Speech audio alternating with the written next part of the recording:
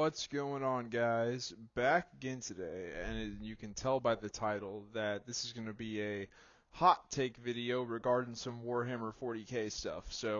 I've been going hard on with Warhammer 40,000 for the past year.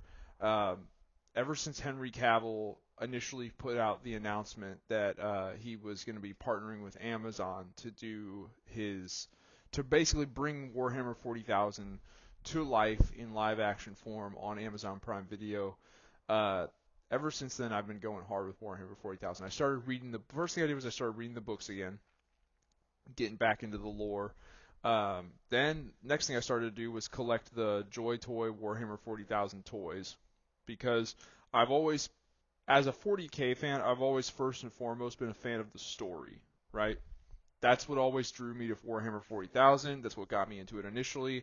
It's not the game or anything like that. It's the story. And I think Games Workshop themselves have come to realize that the story is the biggest draw, not the game, the story. The story can bring people to the game, and I'm talking about the tabletop war game. The story can bring people to the game, but the game is not necessarily going to bring people to the story, and the game is also not just going to attract enough people to the franchise in and of itself. Like, the story will bring in new fans where the game will not. And but that being said, I did get into the tabletop game over the past year. I have almost 4,000 points in an Ultramarine army now, and when me and my wife bought our new house, the previous owners left a full-size pool table in the basement, so I have converted that into a table for like gaming, D&D, Magic, and most importantly, Warhammer 40,000. I bought a couple of game mats, neoprene game mats. I bought some cardstock terrain from Battle Systems cardstock terrain. Got some rock formation terrain from a guy off eBay, so I have a full-on just table in my basement down here set up, ready to play like a full game of Warhammer 40,000 or Kill Team. I've also gotten into Kill Team, because if you play full Warhammer 40,000, you definitely have the models necessary to play Kill Team. Painting my own models, both sides of the hobby, the modeling, like the painting and stuff, and then playing the actual game. But I'll say it again. If it did not have as good of a story as Warhammer 40,000 does have, I would not be this into it. But since I have gotten more and more into the story, and I've been reading both new lore and old. I read the Dark Imperium trilogy with like Gilliman's Return, and I read the Watchers of the Throne books. I'm trying to read a lot of the new shit, Devastation of Baal. I read the Lion Return book, The Son of the Forest, and I read the lore out of the Arcs of Omen books, which cover, Lion's Return in the end. Book 5 is the Lion's Return. He fights Angron and whatnot. But I've also been getting into the Horus Heresy. I know they just finished the Horus Heresy book series with The End and the Death Part 3, and I can't wait to read it. Right now I'm currently on, I don't know, I can't remember what number it is in the series, but I know what it's called. Betrayer by Aaron Dembski Bowden. I couldn't tell you what number that is. The Horus Heresy is so large, I don't even know what number book that is in the series, but that's the one that I'm currently on right now, Betrayer. That's the one I'm on. So I'm reading old lore and new lore, and as I read more of both, here's my hot take. You see it in the title of the video. Why the fuck is Abbadon the Warmaster, the supreme champion of Chaos Undivided? Why? Why? Like, I get it, he was Horus's right-hand man, but here's my opinion on Abbadon. Abbadon was a whiny little beta bitch boy who just like followed in Horus's shadow, and he just believed whatever Horus believed, and he thought Horus was the greatest thing to ever live, and if Horus said that eating shit was healthy for you, Abbadon would have just like pooped out a turd right there and started munching it. Like,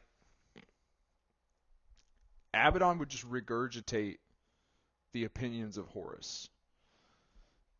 Like, don't get me wrong, he's a badass cunning warrior, but on top of that, he's also just a normal Astartes. I get it, he's like super infused by the power of all chaos. But I don't know, man. It's like there are legitimate Primarchs that have fallen to chaos and become demons. And a few of them, like just to name a couple, Perturabo and Lorgar, are demon Primarchs of Chaos Undivided. Like, I get it, Mortarion is pledged to Nurgle, and Fulgrim is pledged to Tzeentch, and, what the fuck is his name? Magnus is pledged to, I'm sorry, Fulgrim is pledged to Slaanesh, Magnus is pledged to Tzeentch, and Angron is pledged to Khorne. I get that, but there are some, like Perturabo and Lorgar, they are Chaos Undivided. They are demon Primarchs of Chaos Undivided. So when you have full-on Primarchs out there that have ascended to demonhood, and they have the approval and worship, like the worship, not the worship, but the approval. They are in the eyes of all four Chaos Gods. They serve Chaos Undivided. Why is Abbadon a normal Space Marine, the Warmaster? Now I get it. There's probably a lot of like Abbadon, Black Legion fanboys out there that are going to be like, you don't know enough, and blah blah blah, and this and that, and the other, and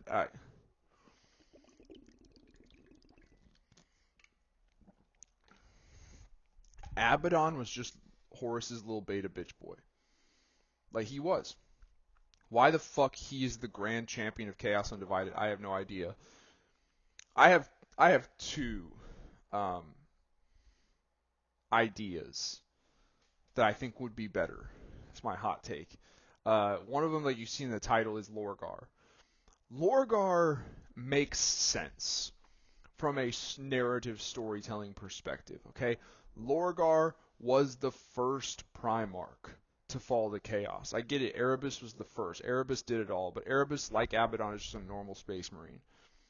Lorgar is a Primarch. Is he the most badass, cunning, warrior, strategist, leader Primarch? No, he himself is kind of a whiny bitch, but he's still a fucking Primarch. And he has ascended to Demonhood of Chaos Undivided. He is a Demon Primarch of Chaos Undivided, and he was the first, and he is the most devout, whereas Angron sees chaos as like this tool to be used to overthrow the Imperium and remake it in his image. Like Abbadon does not love chaos. He doesn't worship chaos. He doesn't think chaos is the shit. It's a tool. Lorgar eats that shit up. Lorgar's all about the chaos. Lorgar's just rubbing chaos jelly all over himself every day. You know what I mean? Like, Lorgar's in it for the long haul. Now, I get it. Like I said, is Lorgar in the canon, in the lore, was Lorgar a great warrior, strategist, cunning fighter, leader? No. He was kind of a little bitch boy. But if we're going to sit here and say that Abbadon, who's just a fucking normal ass Astartes, is so powered up by the chaos powers of the warp that he can rival Primarch. He could rival Lionel Johnson in a fight. He could rival Gilliman in a fight because he's so juiced up on chaos power. If we can say that about Abbadon, who's just a normal Astartes, why can we not say the same thing about Lorgar? We haven't seen or heard from Lorgar in the lore since the Horus Heresy. Apparently, the word is he's just been off in the fucking warp somewhere, crying, licking his wounds, sucking the chaos dick, doing nothing. And also hiding from Corvus Corax, I think is right. But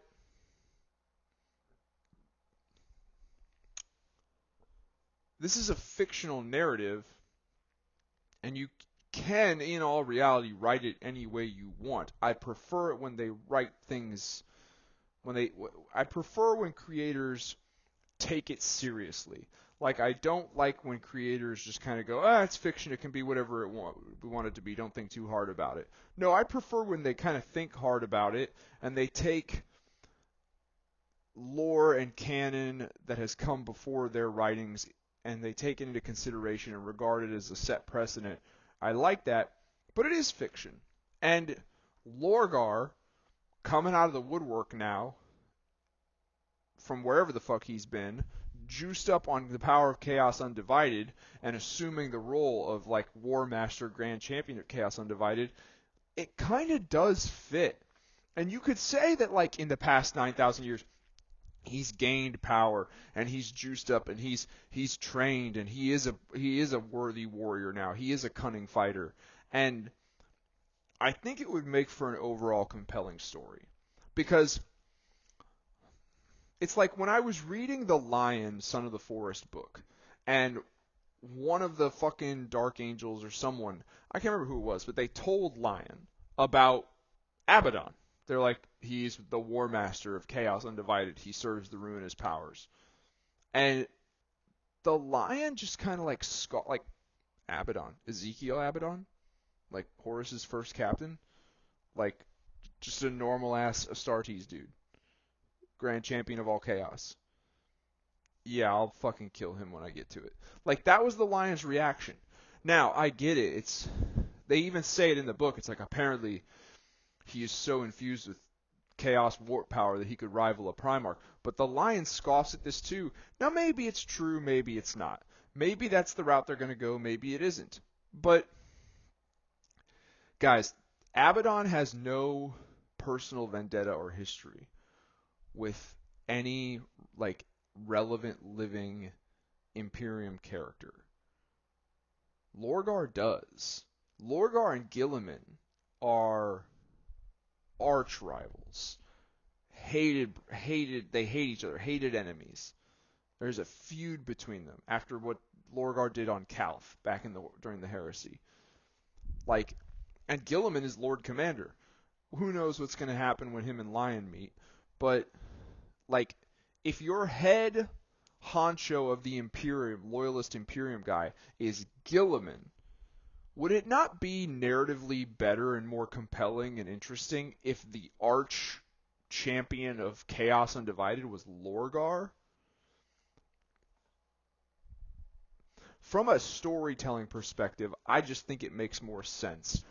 And there are things that can be done with the storytelling and the narrative to justify Lorgar actually being a threat and being badass. I think it would be super cool if, like, in the near future, like, we don't know how Guilliman and the Lion are going to meet. It hasn't happened yet. But I think it would be super cool if, like, at some point in the future, the two of them finally go to, like, settle with the Black Legion. They're going to take down Abbadon, and they're going to put an end to the Chaos threat. And they both end up in this duel, the Lion and Guilliman tag teaming, taking on Abbadon. And Abbadon puts up a good fight. He is infused with a lot of Chaos power. But in the end, the two brothers, Guilliman and Lion, triumph, and they kill Abbadon. Only for Lorgar to step out of the shadows or come through the warp and reveal that Abbadon was a pawn the whole time, and the true Demon Primarch Grand Champion Warmaster of Chaos Undivided is him. I think that'd be a cool storytelling narrative. I think that'd be cool. That would be interesting. And it's like Guilliman, Lion, you guys think you have won. The fight hasn't even started because your real enemy just showed up. I think that would be cool. And it just seems like it fits better than Abbadon. Like, fuck Abbadon, honestly. Like, he's just a normal space marine. He can get as juiced up as he wants on Chaos power. He can get all the Chaos demon swords he wants. It doesn't matter. Like, everything that's been done to make Abbadon as big as a threat as he is could also, similar things, if not the same things, could also be done for a Primarch like Lorgar. And with it being Lorgar and everything that Lorgar has done in the past and the lore and how far he fell to Chaos and how much he enjoyed falling to Chaos and how he's in love with Chaos. He thinks it's awesome. It just fits more. It just does. I think Lorgar should be the grand champion Warmaster of Chaos Undivided. I think it makes more sense for it to be Lorgar than Abbadon. Now, like I said, that would involve some new lore to come out. Lorgar hasn't been hiding in the warp crying like a little bitch the whole time. He's been learning secrets and forbidden knowledge and gathering power and acquiring weapons and training and building himself up because he realized his failure the last time around. He realized that it's not enough to just pray and worship. Sometimes the gods reward those who do for themselves. And maybe that's a lesson he's learned. I don't know.